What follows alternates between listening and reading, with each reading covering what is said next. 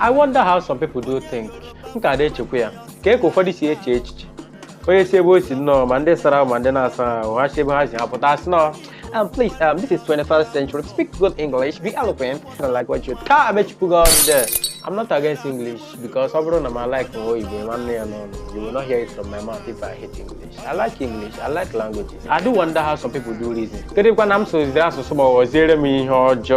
By the way, by that word fluency, in your tongue, in your language, that your dialect. That should be where your fluency that is where bank yes, your fluency. Ebadogo na ndoko epia igwe n'isi ntu yatago. Ona je asụsụ go na agbapụ ọsọ ya mara nọ nke gị. By the way, bịago deba. Come here, imetago ko ụmụnna. Ị na-asị m sụgo Igbo onye ọcha na-asụ Igbo.